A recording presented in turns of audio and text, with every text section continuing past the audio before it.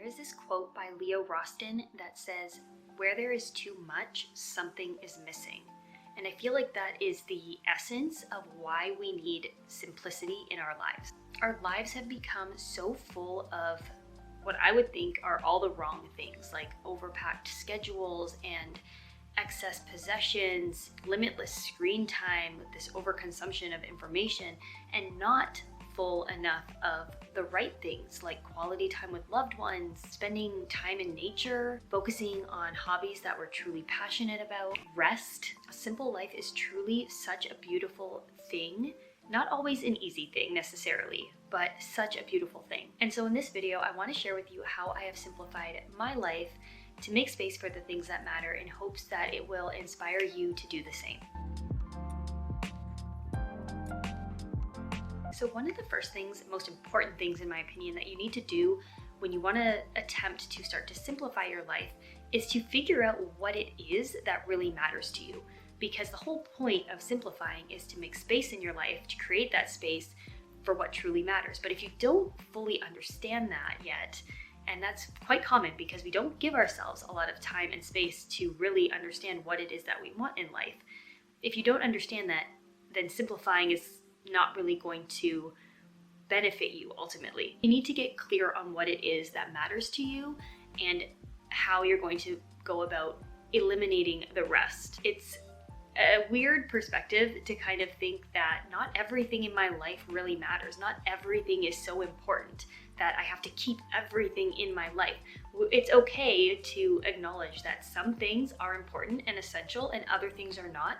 And only once we can recognize that and get rid of the things that aren't essential, that's when we truly are able to simplify and hone in on what really matters to us and make the space for it. So for many of us, it could be as easy as just getting a pen and a piece of paper and writing a list of what it is that you value, what's important in your life, maybe the things that drain you, maybe the things that are consuming a lot of your time and energy that don't add value to your life. So you can kind of see clearly what it is that adds value and what doesn't, and that is going to be a good base and a good starting point for going forward with simplifying. The second thing I want to talk about, kind of tying into that, is creating that space. So this is kind of two parts.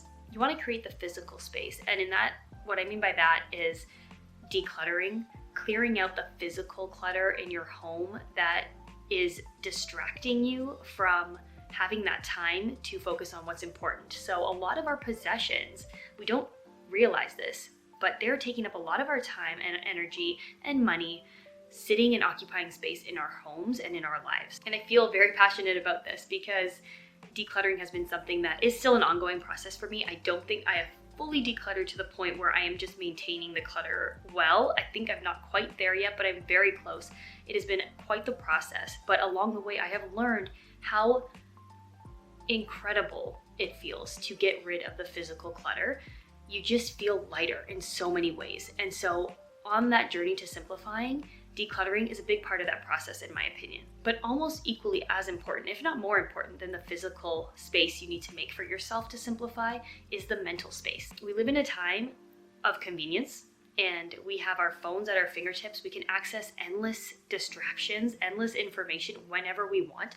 We rarely, if ever, allow ourselves to be bored, to sit alone with our thoughts. How are we ever going to understand what's important to us and actually think about it on a deeper level if we don't allow ourselves that time to think? So as much as possible, when you're on this journey towards a simpler life, try and just resist those distractions, especially when it comes to the phone. There are other things that distract us, but I feel like the phone is a big one for many of us. It is so easy to use it at a moment's notice whenever we feel maybe slightly bored or slightly uncomfortable with our thoughts. The third thing I want to talk about is also related to the phone. So a big one for me when it comes to simplifying my life is to simplify the time I spend on my phone and my phone itself. So something that I have made a point to do is to not carry my phone with me all throughout the house. So I don't take it with me when I'm going to sit down to eat or when I'm going to the bathroom or when I'm going to sit down to nurse the baby. All of these moments that should be, moments in and of themselves. I don't need to have my phone with me. At nighttime in particular, I make a point to, once I go into my bedroom, I do not touch my phone. It is not something that I lie in bed and scroll on after I've decided to go to bed. It used to be a habit that I had. I feel like many of us get in that loop of, I can just relax and lie in bed and scroll on my phone, but it gives you this, again, overconsumption of information. We're just overwhelmed with so much input all day long, and we don't need that at nighttime. And at the same time, if you look through your phone, try and get rid of anything that is just adding to the clutter of distraction on your phone. So apps that you're not using, or that maybe you could just access on your computer to eliminate the need to constantly check them and open them on your phone all the time, and turn off notifications. You don't need to be dinged every time there's a notification in 15 different apps. It's just overwhelming and not necessary. You should be in control of your phone, not the other way around. Okay, another thing I want to talk about when it comes to simplifying is having a bit of a plan/routine for your day and your week. But I say this lightly because I don't think that having a strict schedule and like rigid routine is the way to go about simplifying. I think having more of a daily rhythm, a daily or weekly rhythm to how kind of things flow throughout your day and throughout your week is essential for simplifying, so you're not stuck in this state of not really knowing how to use your time wisely. So I do believe that these rhythms are beneficial for us, for our children, just to have a nice flow through our day and our week. But when you stick too strongly to a routine or a schedule, it almost has the opposite effect, where if you don't do things according to that schedule, you feel unproductive or like you failed. And that's not what we're going for when we're trying to simplify. We're trying to make our lives more peaceful and more purposeful and intentional. So having more of a rhythm, not so much like a dedicated time for every little moment of your day, but that rhythm and that flow is going to be, in my opinion, especially as a mother to young children, absolutely crucial for simplifying your life.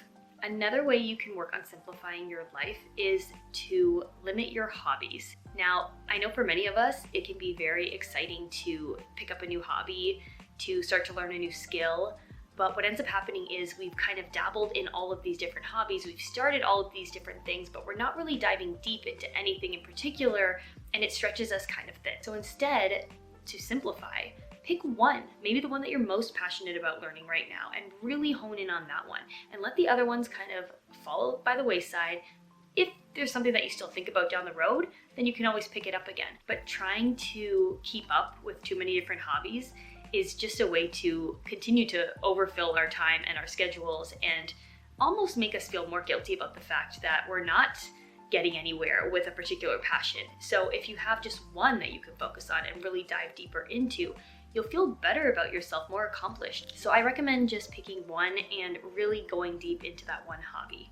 Okay, the last thing that I want to touch on when it comes to simplifying your life, and it shouldn't probably be the last on my list because I would say it's one of the most important things, is to rest. And I know this kind of seems, or maybe it sounds obvious, I don't know if it does, but the fact that rest should be a part of a simple life maybe sounds like, okay, yeah, we should be resting, but not in the way that maybe we think we should be resting. I'm speaking about this from a perspective of a mother of 4 young children. I'm in a season of life where it's almost just expected to be busy and chaotic and not a season of rest. But how can you, as a mother especially, function and be there for yourself, your husband, your children, if you're not well rested? And when I say rest, this is where I think we get kind of mixed up sometimes. We think of rest as maybe finally putting the kids to bed at night and jumping on the couch and turning on the TV to our favorite show, scrolling on our phone and unwinding. And that isn't truly rest, in my opinion. I've done that and it doesn't make me feel well rested, to be honest. Now, what might feel restful for you and for me could look different, but I think that when you think about true rest, it implies a more of a mental state of rest, so not necessarily sitting in front of screens and absorbing tons of input and information. I think rest can be physical. It could be going for a walk, so you're not physically laying down and resting, but you're getting out in nature, you're alone, it's peaceful, you can be with your thoughts or listen to an audiobook or a podcast. It could be, if you're like me also, quality alone time. So not necessarily alone to watch TV or scroll on my phone, but just alone to catch up with a book or be in the kitchen and learn a new recipe I've wanted to try. Different things that kind of give you a sense of peace and calm in your day or your week. To incorporate that is essential when it comes to simplifying your life. So to circle back to that quote that I mentioned at the beginning of this video, where Leo Roston says, "Where there is too much, something is missing," I think when you really think about it, what he's saying is we fill our lives with so much because we think so much of it is important. But when you step back, you still feel like something's missing. When you strip away all the things in your life that aren't really important when you think about it, you're making space for what truly matters to you, what you value in life. And it can be as simple as just making more quality time to spend with your loved ones, with your friends and your family, and cooking nourishing meals at home rather than constantly grabbing fast food all the time. It can be making sure that you're resting, that you're adding peace and calmness to your day and your week, whatever that looks like for you. And those things can kind of slip away by the wayside when we fill and pack our lives with so many things that aren't that important. All right, well, that is everything I wanted to share with you. If you hopefully got some value from this video, please give it a like. I would so appreciate that. And thank you for spending this time with me. I will see you in my next video.